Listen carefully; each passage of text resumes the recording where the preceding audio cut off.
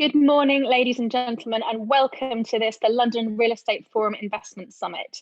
My name is Alex Notay. I'm a Placemaking and Investment Director at PFP Capital, and I'm really delighted to be with you this Monday morning to discuss the investment prospects and the state of the market for London and the UK. I've just lost my screen, so I'm just hoping that we'll be moving into a group session shortly. But in this session, we will be discussing the current global, regional, and local economic conditions, the impact of the pandemic, Brexit, and climate change in the levelling up agendas, and everything around the future of our cities and real estate. I know that we've got 500 people registered for this event, so I really hope that we'll be able to retain all of you, and please engage and send us your questions as we have this conversation. I've been told that actually if we hit the magic number of 500, we start live streaming to YouTube, so we might even get something that I can persuade my daughter to watch that isn't about Barbie. So this would be a really good thing. We have an all-star lineup of economic and real estate expertise here to kind of kick us off this morning. So I'd like to introduce my panelists alphabetically. Mark Allnutt, Senior Managing Director at Greystar. Give us a wave, Mark. See your just hands, thank you. Emma Cariaga, Joint Head of Canada Water Development at British Land. Good morning, Emma. Debapratim from the Senior Economist from Deloitte. And Debo, thank you for stepping in. I know we were going to have your colleague Ian Stewart with us. Unfortunately, he's been unwell this weekend, so we wish him a speedy recovery. But thank you for stepping in at such short notice. And also the man that is Mr. London, Tony Travers, Director of LSE London. Good morning, Tony. So we will be having a really in-depth and discursive conversation with this fantastic panel and shortly. Please do send us your questions. I have plenty of my own, as you would expect, but I'd love to hear yours. But first of all, we're going to have two brief sort of scene-setting presentations from our economist experts. First of all, we'll hear from Debo about the kind of global and regional economic picture, and then we'll hear from Tony around London. We'll move into a couple of poll questions for you, the audience. And as I said, please do keep sending your questions. I'll fire them at the panel as we go through and then get into our discussion to finish up at 11. So without further ado, I'd love to hand over to Debo. Debo, the floor is yours. Thank you very much, and good morning, everyone. Over the next 5 to 6 minutes, I'll aim to give you a very, very brief overview of our outlook for the UK economy this year and some thoughts on long-term implications of the COVID-19 pandemic. Now, of course, the last year has been an incredibly difficult time for the UK economy, indeed for most developed economies. After the deepest downturn in more than a century, growth picked up over summer, only to be snuffed out by this surge in cases that we've seen especially because of this new variant of COVID that has emerged in the UK and in some other countries. Of course, the impact of that is that the UK entered 2021 with record high COVID-19 deaths and new cases, and a new, much tighter lockdown.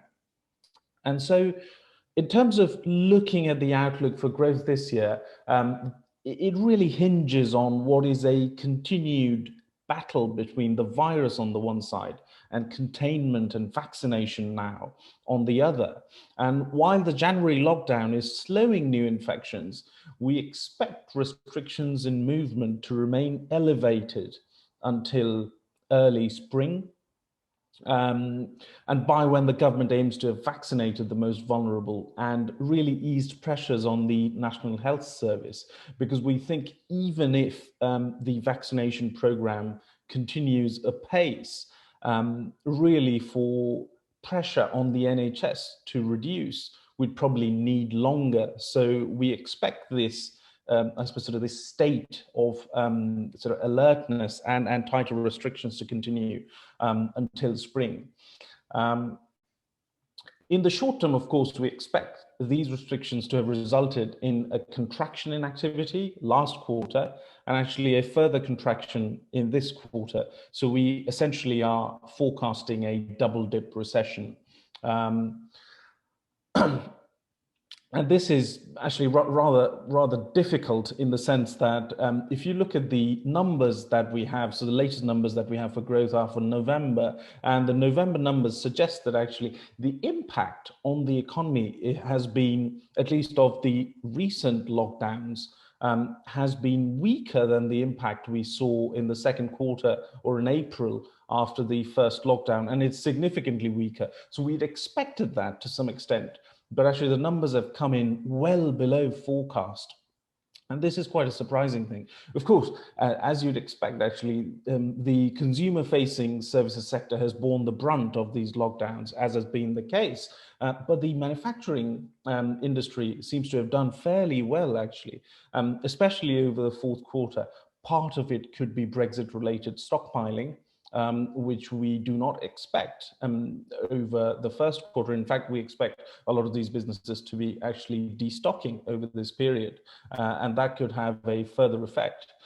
So tighter restrictions in Q1, and I suppose sort of the lack of a stockpiling driven boost to manufacturing activity actually create an outlook that is even weaker for Q1 than for Q4. And so we expect growth to be negative in these quarters, but definitely not down by the extent we saw in the second quarter of last year.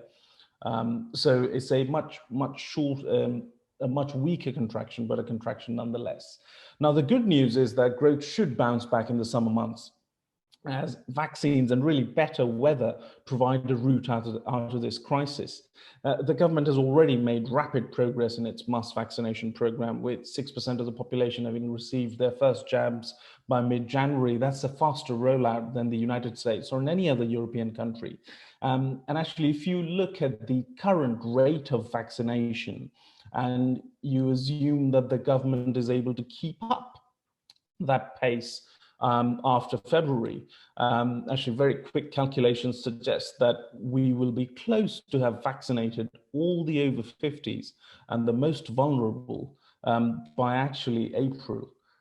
So that is quite rapid progress. Of course, it's contingent on a number of factors. One, of course, the availability of vaccines, and two, the fact that the government is able to continue the pace of vaccination that it has established.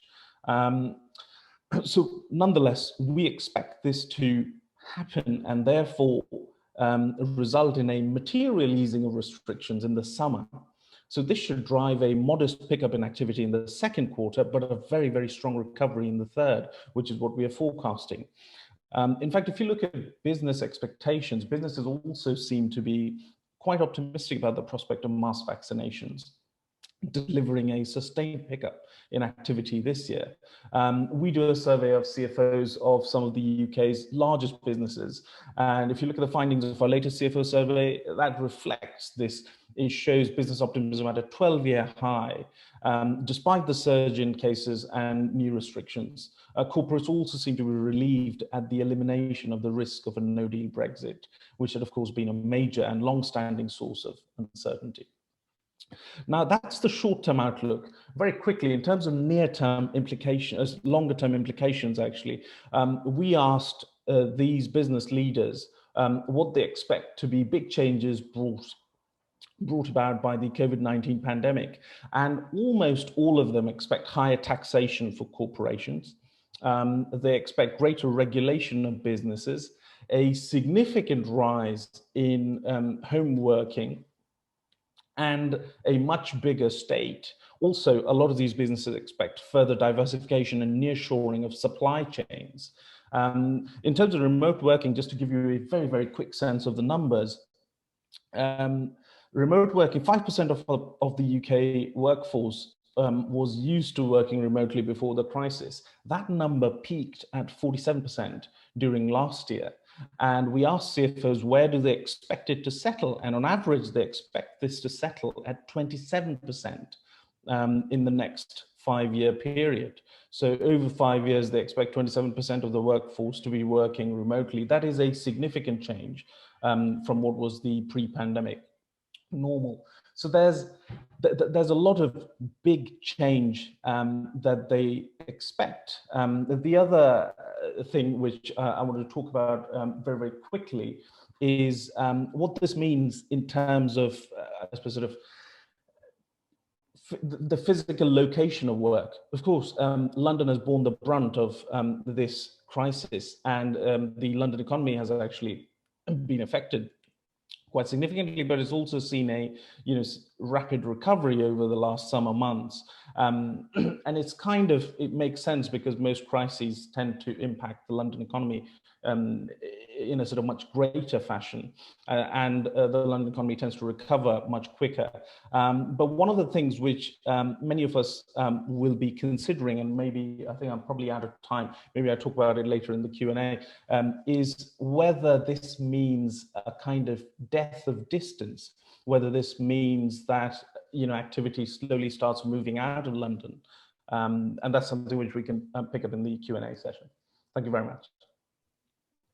Super, Debo. Thank you so much. I think as much as all of us have had it drilled into us that markets hate uncertainty, for those of us who've been trying to capital raise for the past few years, it's had a bit of a Mad Hatter quality with sort of Brexit and COVID and the Trump administration. So it's very reassuring to hear about a sense of rising confidence and a bit more stability, perhaps. So we'll certainly get into that. But now, from more of a London-specific view, Tony, we'd love to hand over to you, please. Okay, thanks. Good morning, everybody, and it's good to I don't mean it's good not to see you all, but in theory, it'd be nice to see everybody. I'll just pick up some of the points that Debo's made and go a little bit further on one or two scores. First to say, it's obvious that we need to keep restating it, that nothing quite like this has affected London or the United Kingdom economy, and indeed the way we all think and work, since the Second World War. And I think it's always worth reiterating the scale of how unusual what's happened and is still happening is to us. The economic impact is substantial. The UK, according to the most up-to-date estimates, is going to take a hit of about 10% of GDP. It'll take 3 or 4 years to recover from that. Unemployment in London has risen to 6.9%. So London now has one of the highest, if not the highest rates of unemployment. In fact, it is the highest now in the United Kingdom. But as Debo says, London does tend to go further into recessions and then come out faster. So I totally agree on that point. One of the big unknowns, and it really is an unknown, is the scale of the loss of population. There's been a lot of speculation in the media in the last couple of weeks about how many overseas born people or temporary workers have gone back abroad. And separately, some people have left London for other parts of the United Kingdom. We don't know how many of those numbers are either, but it's hundreds of thousands. I mean, I'd love to see some data from mobile phone companies or those who know where we are on the internet about how many these numbers really are. But there will be a temporary loss of population. Question how much of it will come back. I assume that thereafter, a natural increase will continue to drive the population upwards. It's, I think, always worth reminding ourselves that social distancing is the antithesis of city life. Social distancing is the opposite of going to the theatre or going to a sports ground or going to any of the things we associate with the city centre, the tube and trains and so on. I do think this leads us all to wonder, and I'll come back to this in a moment, how far all of this change will lead to permanent shifts, not least of which is how many people will indeed decide to trade their bijou cottage in London and go and live in a castle somewhere within easy commuting distance. I'll come back to that in a moment. I think the last thing, two other things to stress is that some of the sectors in the central London ecosystem, the theatre, travel, transport system, and so on, have been particularly hit. And in fact, the central activities zone has been particularly hit. Why does that matter? Well, because the central activity zone, central London, is what most people, when they're talking about London, have in mind. And by the way, it's the most productive part of the United Kingdom by some distance. And if it doesn't recover, there are implications in terms of the UK's reputation. It's a sort of shop window for the rest of the UK. And last but not least, in this opening section, obviously it's not going to go on too long, is, none of us are going to forget Brexit, but it is worth noting that the central London, the London economy, is a heavily service-based economy, and the Brexit deal struck on Christmas Eve does virtually nothing for the service industry. So all of that is a bit of background. Now, that sounds a bit pessimistic. On the other hand, London has proved incredibly resilient over hundreds of years at recovering from plagues, fires, wars, and all the other things that have happened, though sometimes it can take a long time. Those of my particular antique vintage will remember there were still bomb sites in London until not that long ago, residual in central London of the Second World War. The population loss, I think, is likely to be temporary, as I said. And my own hunch is the powerful, i.e. people at the top of businesses and institutions, and the young will return at scale. In fact, and Debbie sort of glancing referred to this, I think there'll be a sort of immediate recovery when restrictions are lifted, as there was in the tiny number of weekends when everybody suddenly went shopping between lockdowns. I think there'll be a sort of, everybody will want to come to London. Indeed, while foreign travel restrictions are in place, London will be quite an exciting place for people from the rest of the United Kingdom to come to visit, because it will be the only interesting place, frankly, they'll be able to get to. You know what I mean. I think the other thing we'll start to see in the months ahead is the sort of mistake, the big mistake we made moving to the countryside, articles in newspapers. Moving to the countryside seemed a good idea at the beginning of lockdowns, I'm sure. But all I can say is just wait and see. And then, of course, the other thing, to slightly more optimistically looking ahead, is that although Brexit is unlikely, according to all the forecasts, to have a great impact on the UK or on London, at least the uncertainty to some degree has now been removed. So the removal of uncertainty is no bad thing. Everybody knows that London's underlying strengths, which we often repeat, UK, this is true of Manchester and Leeds as well, all the cities of Britain, you know, English as a language, rule of law, reasonably competitive politics. The UK now has a powerful opposition again, which I do think is important for democracy. Britain seems to be doing well in terms of vaccine. The press today is remarkably pro-government and anti-EU, bless. The time zone advantage, all of the things that we always knew about Britain are still true. Now, moving quickly on. So I said there are impacts on particularly central London, which, by the way, are being felt in exactly the same way in Manhattan, in New York as a whole. Very similar debates to the one that we're having here today. Not so true of many cities in the Far East. Having said that, the evolution of the situation in Hong Kong clearly has profound implications for the city and for the residential property market in London. And again, not only London, I can see a significant number of people might find other cities in the UK attractive as well. I think that, however, moving ahead, we need to think about what policymakers can do.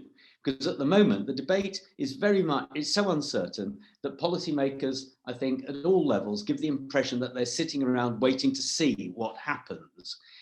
My personal view is that policymakers can determine what happens. They've determined the lockdown, they've determined a whole range of policy. They can now make decisions about how the recovery occurs. So when it comes to city centres, London particularly, at some point there'll be a need to reverse messaging. So instead of stay at home, it will get out, it's for the economy's sake, get back to work. That's one thing. Second, there'll need to be some kind of welcome back events in city centres, particularly in London, to do with the arts and other public activities that people can then join in on.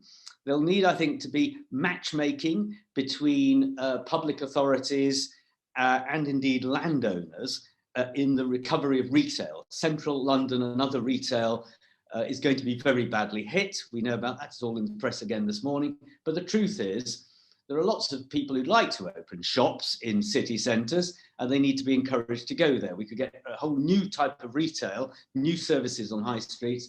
I think we need to be careful not to undermine high streets by random planning incursions in the short term and think about rebuilding them. So sort of matchmaking between the great estates and local authorities and people who'd like to set up new retail businesses.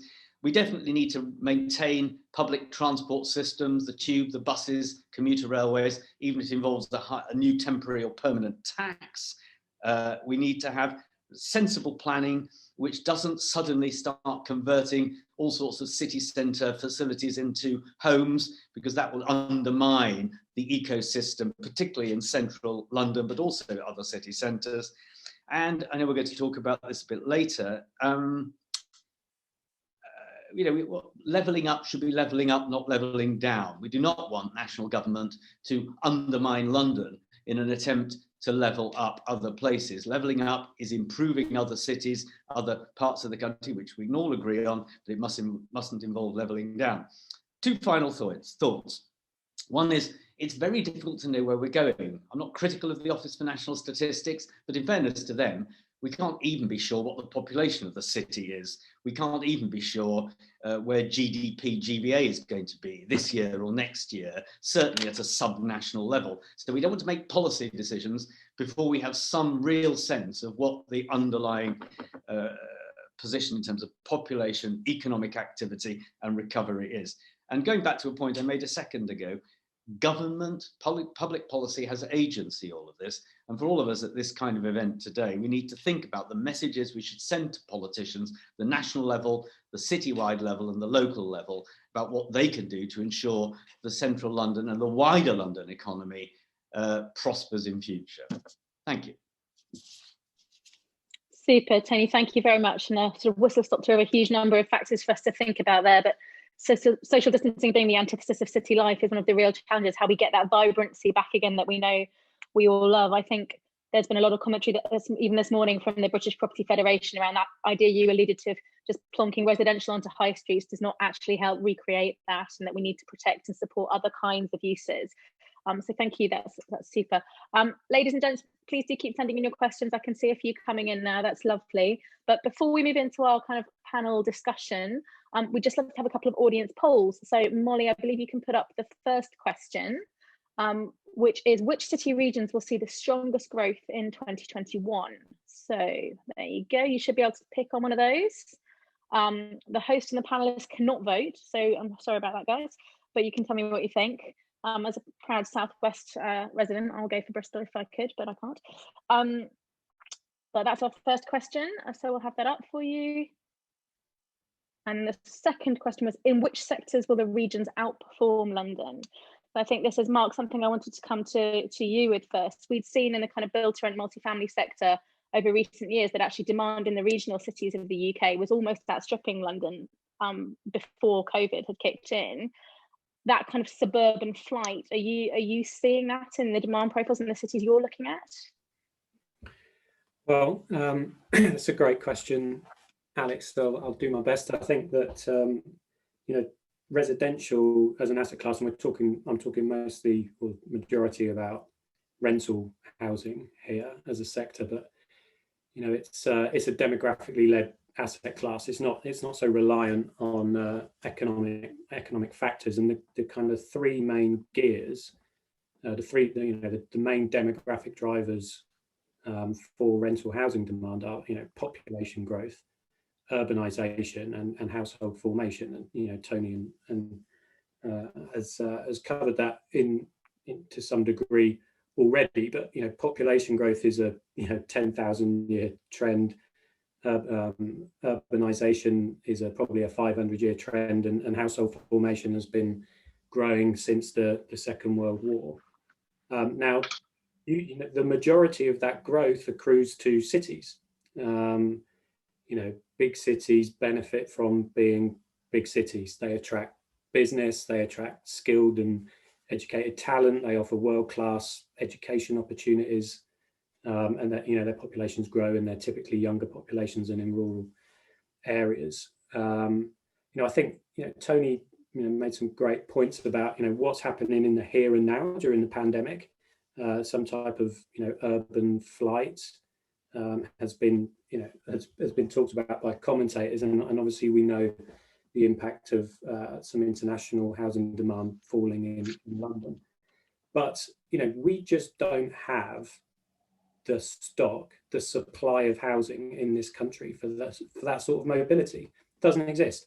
People just can't get up out of cities and all move to rural areas. The rural housing population hasn't grown since 1960, I think, at some point in the 60s. And rural people don't allow rural housing to be built in their area. So, you know, there just isn't the stock. We don't have that type of mobility in this country. You can't just get up and move around whenever you like, wherever you like. You know, if I was going to vote for the region to outperform London in 21, You know, I might be with you, I think, Alex, a little bit there in terms of Bristol, but I think, you know, we're talking about some of these regional cities have some really, you know, great attributes in terms of their population, because some of the population growth is accruing in the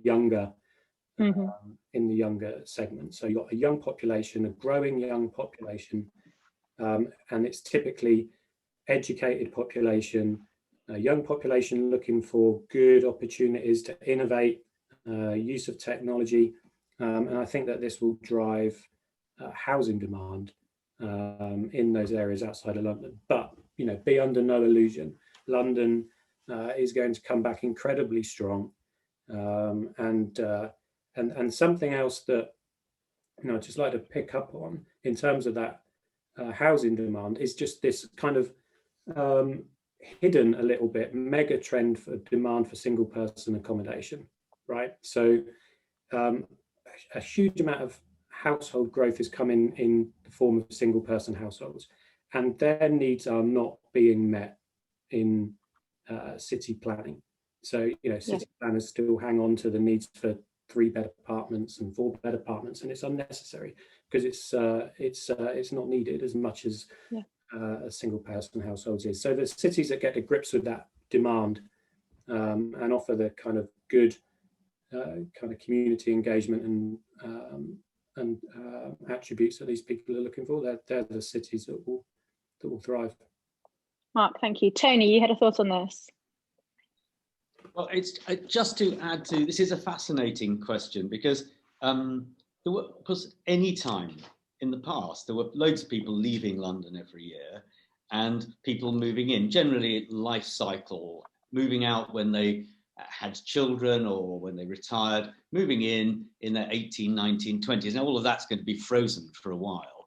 And I absolutely agree with Mark's point about, you know, there's a lack of housing, but I can just see the possibility, if policy doesn't stop it, of some better off people, because in the end, if you own property in London, you can easily sell it and move to the wider southeast, because the property price differential between inner London and almost anywhere on a good railway line just outside London is significant.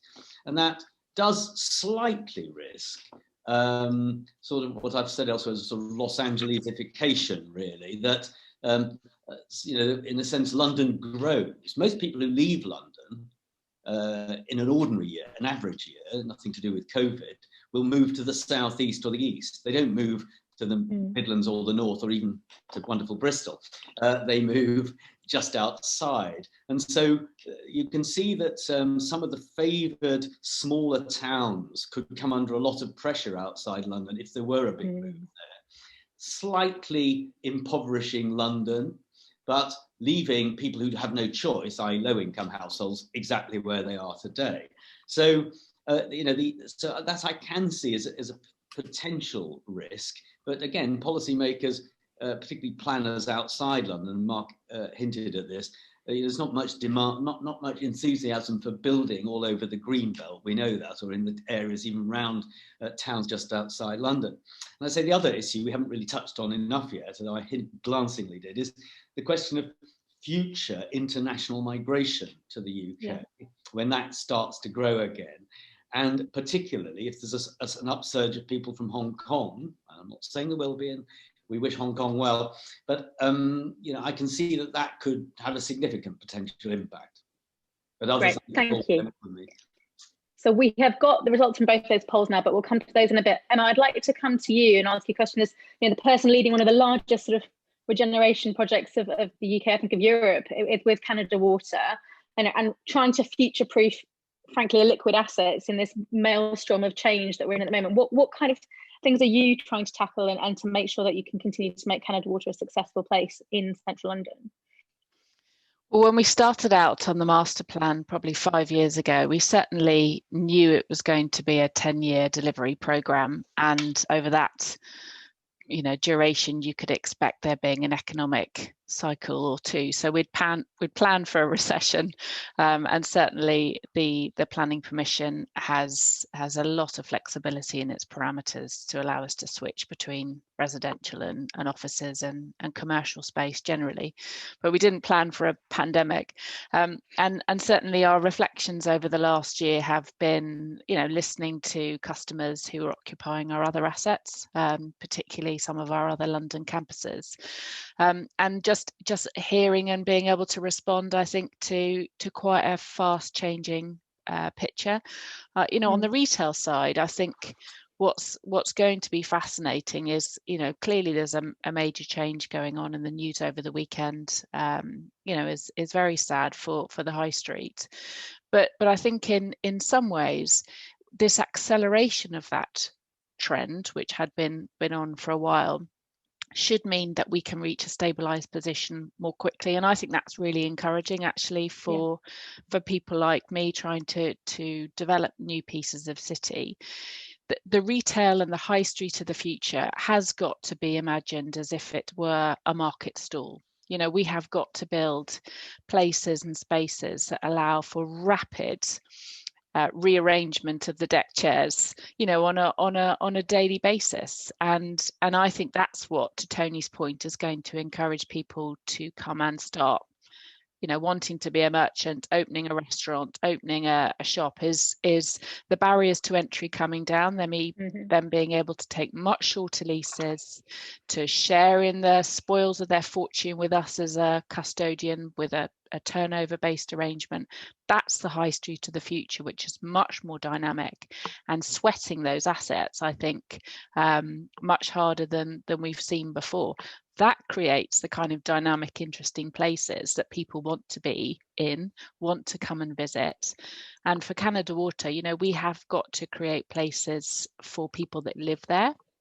We've got 7 million customers a year that come to our 1980s dated shopping centre. They need servicing. They need to go to the hairdresser.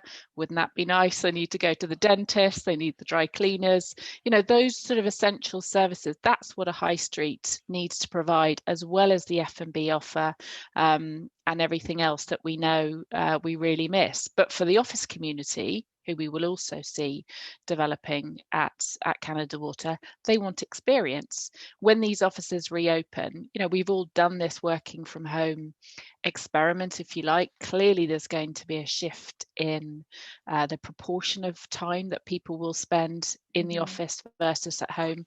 But when they're there, they want it to be an awesome experience. They want to have culture and leisure and the arts all around them. They want buildings that inspire them. They're going to come to work to do creative things together.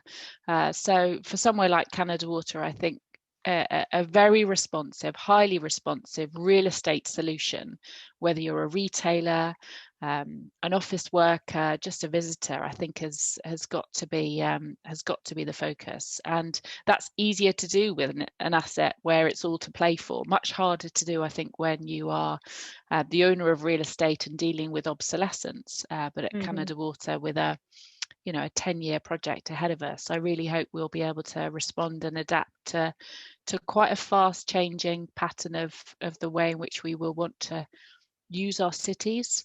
I agree with Tony. I don't think we need to make any quick decisions, and almost sort of use this next year as a period of experimentation, and piloting different relationships, getting policymakers to work with the industry, I think, to pilot some ideas and to monitor and gauge the response, and craft a sort of a policy together, I suppose, that allows cities to be, the brilliant places we all remember them to be.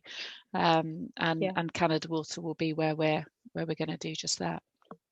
Super, thank you. In a moment, I'll ask the team to put up the poll results, and Deborah and Tony, I'd like to come back to this point of kind of migration, but also capital flows. If you could just be kind of thinking about that. And particularly, we have a few questions coming in about post-Brexit and for London, you know, the lack of that services deal and passporting rights, what that means for square miles. If you guys could just be thinking about that, but kind of with the same with our kind of developer expertise. I wanted to bring up the point that the other question that's coming in a lot is the impact or influence of ESG thinking. So environmental, social and governance. You know, we've seen the latest Larry Fink letter from BlackRock. You know, there's been this huge push for much better environmental quality for a number of years now, but particularly I think in the past 18 months, we've seen a much bigger real estate conversation about social value, social impact. And Emma, that touches a lot on kind of what you've been talking about. How are you seeing that impacting your investment development strategies? Well, it's been a big part of the Canada Water story. Actually, we couldn't have secured the master plan and the planning permission without the very deep, fine-grained work that we've done locally to understand the area and develop a proposition that has got, you know, ESG absolutely at its core part of our mission. But it's really fascinating to see the agenda being picked up by investors, you know, very focused on, you know, what the KPIs are of projects like this, and meaningful, not just a strategy, but meaningful actions as to, you know, how our local people are going to really see the benefits of change that you are delivering. Show us what that's going to feel like to people on the ground who are going to live alongside this scale of development.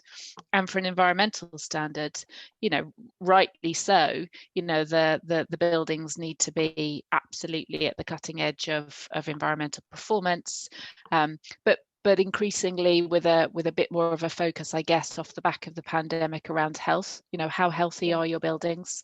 You know, and how is the customer going to enjoy being part of a building and a place that, you know, does the best for their staff in the building, but also the sort of health and well-being of their staff, you know, in terms of the wider place. So it's played a big part for a while, but you've seen this real uptick, I think, over the last year over the investor sentiment. Absolutely. And Mark, you and I were on a panel some years ago about sort of prop tech and talking about things like air quality monitors inside buildings. Again, is that something you're seeing a big drive for? Absolutely. I mean, air quality is incredibly, but that's a really good example, actually, Alex. So I think indoor air quality is 5 times worse than outdoor air quality. And, you know, I think if we think about innovation and technology and how we can use that coming out of this pandemic to enable growth, and yeah, I think health and well-being will be a major trend coming out of the pandemic. So, you know, residential investors, landlords, commercial landlords all need to be thinking about how technology can improve the health and well-being of our residents. For indoor air quality, you know, we could use smart sensors, filtration systems that can all help alleviate that. More people than ever are working from home, so it's a real focus. But what's been really interesting around the ESG agenda has been watching.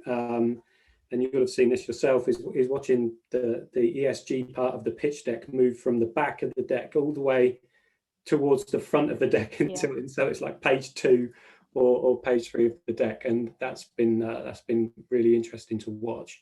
What I would say is around, you know, challenges to that is there's just so many different frameworks and so many different target regimes, and, you know, ideally it would be great to see some of the organizations all coming together to develop a more standardized approach and agreed way of setting targets, because that would just allow us to measure success and be more successful. So yeah, that's I think there is some standardization effort going on, so I'd like to hopefully see that coming through.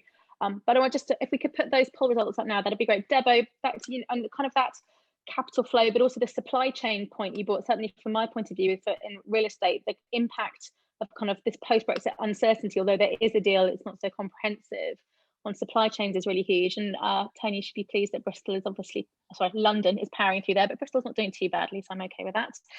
So there's a lot of belief and faith in London here, but could you guys just comment a bit more on that kind of the post-Brexit implications of not having a fully comprehensive deal and what you think might be coming economically there? Want me to go with it? I'll keep. Tony, why don't you go with it? Go on, Deborah, first, and then I'll go to Tony. Okay, thanks. So in terms of, I suppose, sort of not having a comprehensive Brexit trade deal, I think the one thing that the current deal does offer is, of course, tariff-free and quota-free goods trade, which is significant.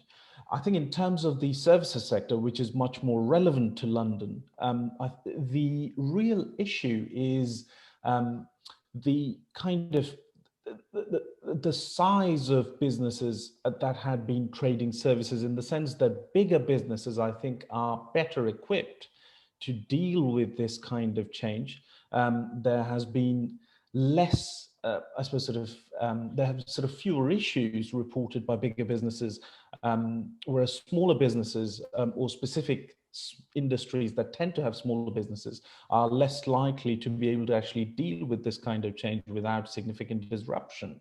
And so I think that if you're in the financial services sector, what you've lost is potentially, the risk that, or rather the guarantee that you had that you could always have, sort of all these services that you're trading into the EU, you have the guarantee. Now you don't within a 30-day or a 40-day notice. With a 30 or 40-day notice, you might actually lose access. But bigger businesses, I think, are probably better equipped to deal with that change. And also, along with these risks come opportunities, and they are better equipped to sort of harness those. Whereas smaller businesses, I think, will find it much more difficult operating under this regime.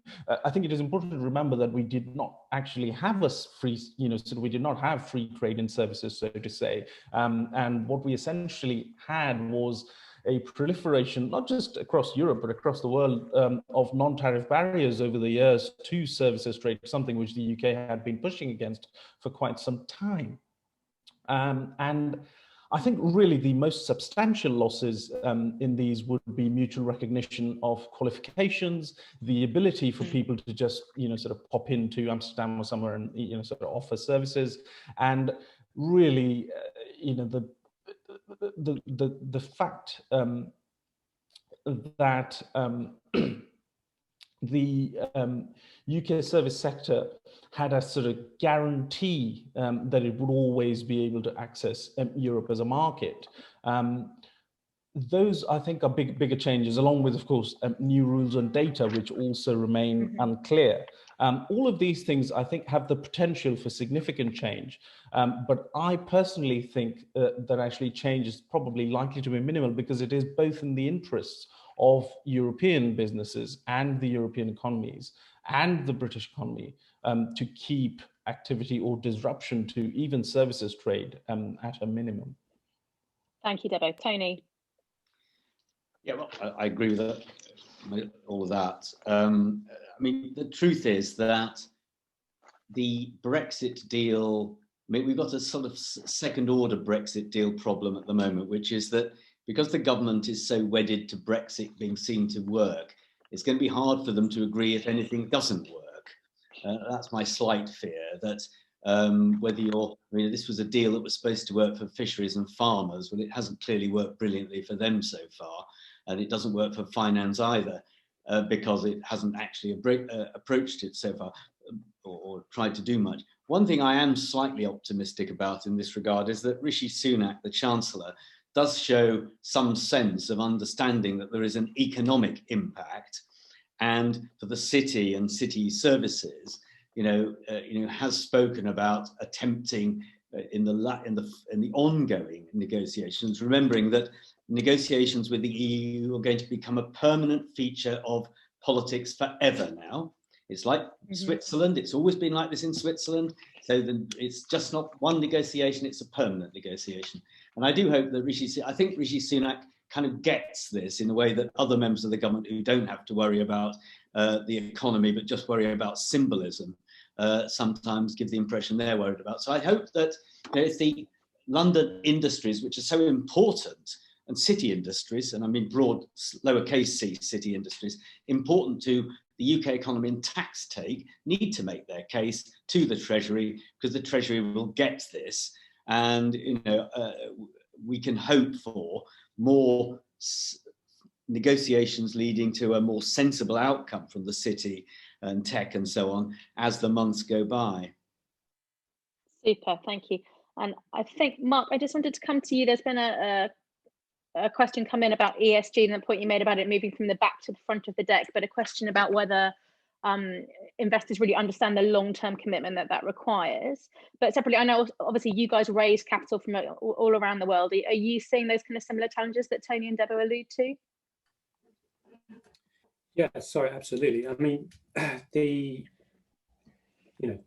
moment, raising capital for residential has some good tailwinds behind it, right? Because it's proved itself to be an incredibly resilient asset class.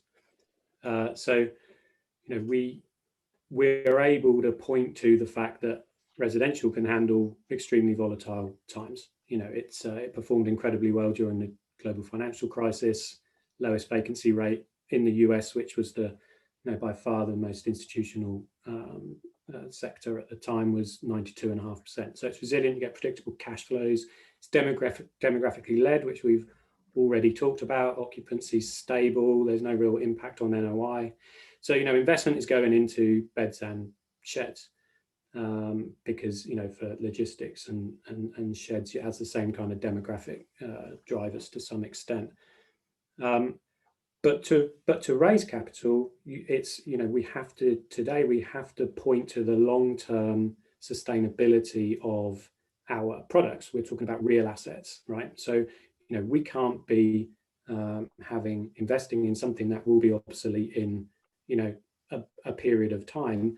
And if you talk about the, closed-end fundraisers or whatever that might be 7-8 years in length, especially if it's like a value-add strategy where you're acquiring existing assets and fixing them and driving up NOI through value-add strategies, then the sustainability of that investment is incredibly important, as is the impact of the asset on its local community and wider community as well. Now, this is being driven by the investor. All investment is driven by the investor rather than the operator.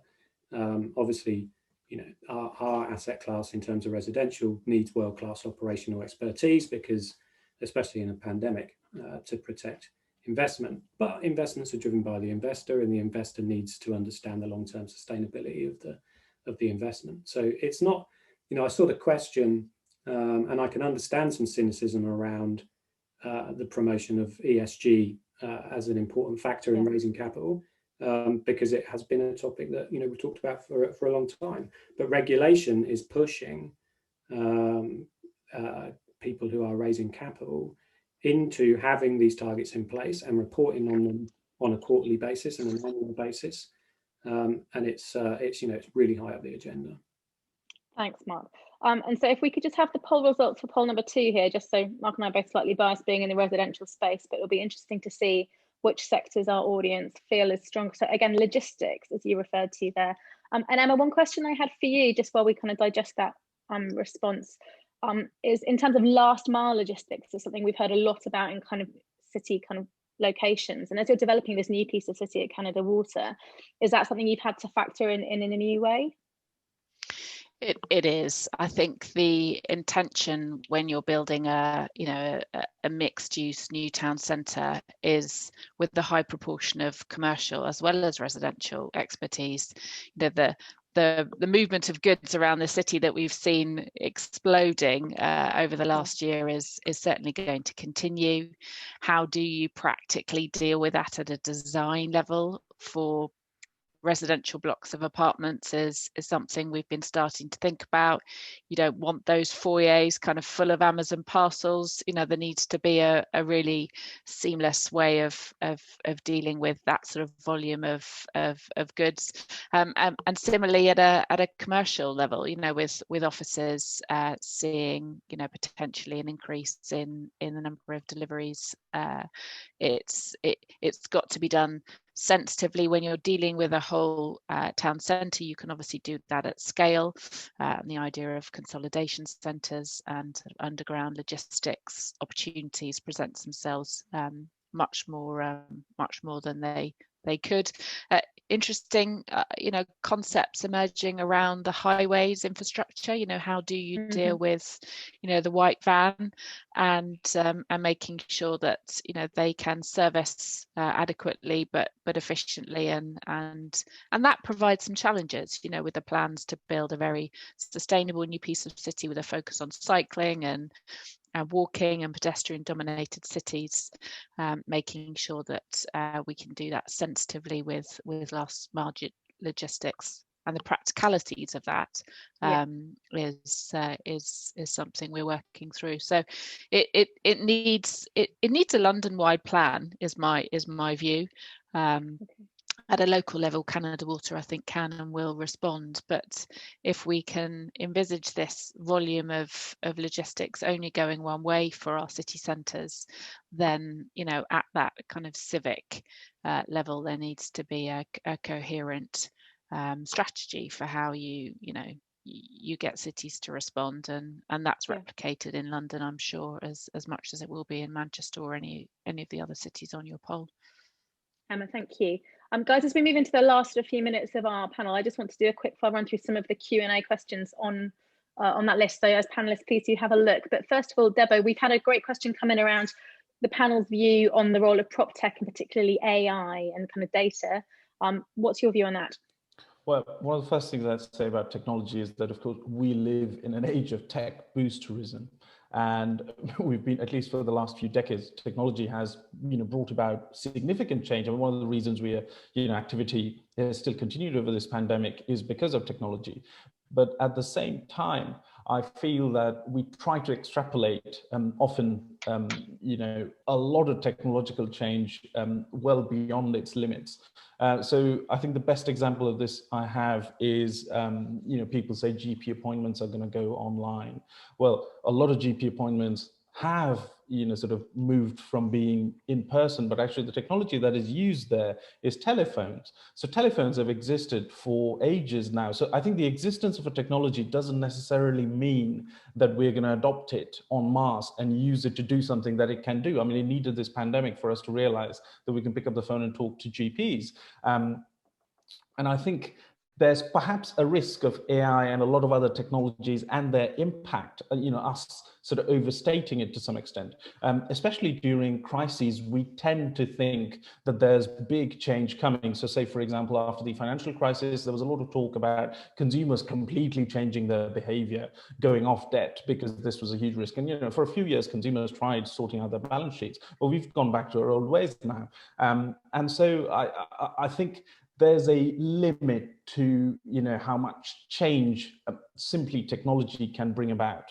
I think one of the sort of most interesting challenges I have to people who are really keen on home working, and they suggest that actually it's going to change everything, is whether not they think that they're just as productive, whether their colleagues think that they're just as productive working from home, because a lot of this stuff is very, very cultural. I mean, banks, one could argue that most people who work in banks could do their work, fairly all right from home. But why do people work such long hours?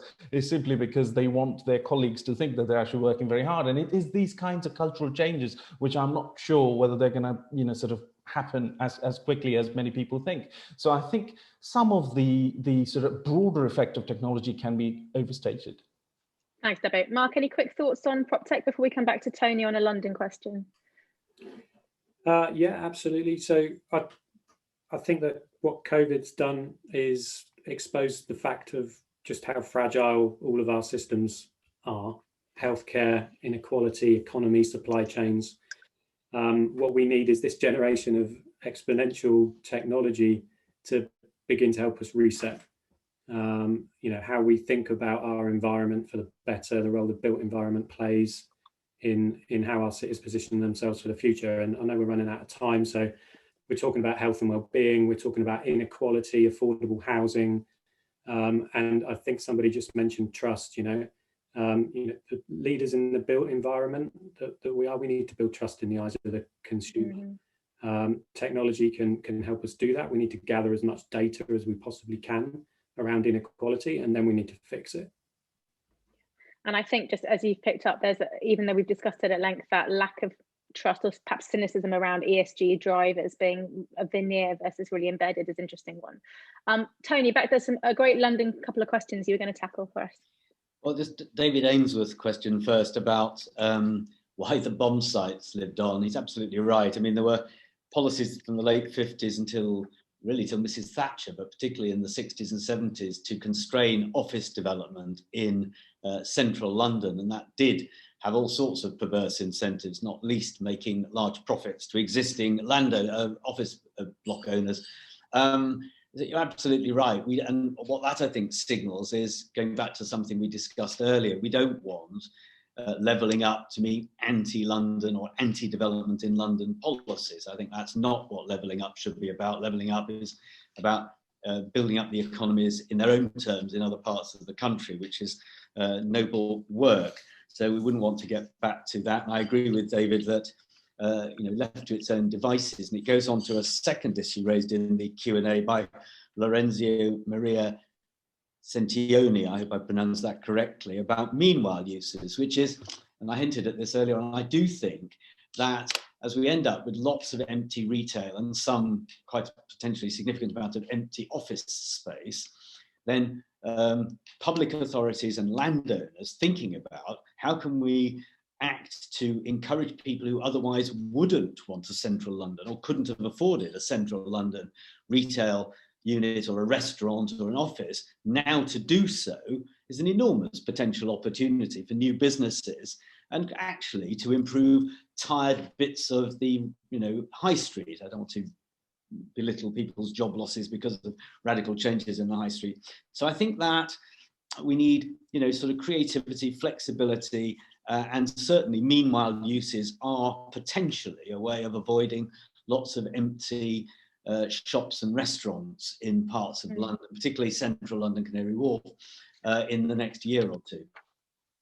And I think there's that flexibility point is coming. There's a lot of questions coming in, which I'm sorry we don't have time to tackle, but around Deba's allusion to the CFO survey and that projection of sort of a 25% work from home desire, and a few people having very strong views either one way or the other. And I think the likelihood it will be a kind of blend, won't it, that some people want to be in far more than others, and about how flexibly we can all respond to that. I loved Emma's allusion to kind of the market stall and the swiftness with which we have to kind of be able to flex all of our material uses of space. Ladies and gentlemen, we've had a fantastic discussion. There were a few questions that we didn't get to in as much detail as I'd have liked, but I've tried to make sure we skimmed over everything. A few highlights that I picked up, particularly from Deba, that business optimism is at a 12-year high, which is really encouraging, despite there being lots of obvious challenges. But that death of distance, how much people want to work from home point is a really, really interesting one.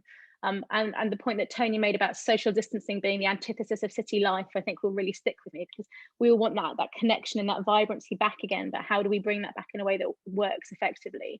The question around levelling up, not levelling down, that we want kind of additionality as we build our regional growth and secure that investment, not at the loss of the expense of London. And prioritising experience was a point Emma made really beautifully around the need for us to have that much more flexible use as we create new places.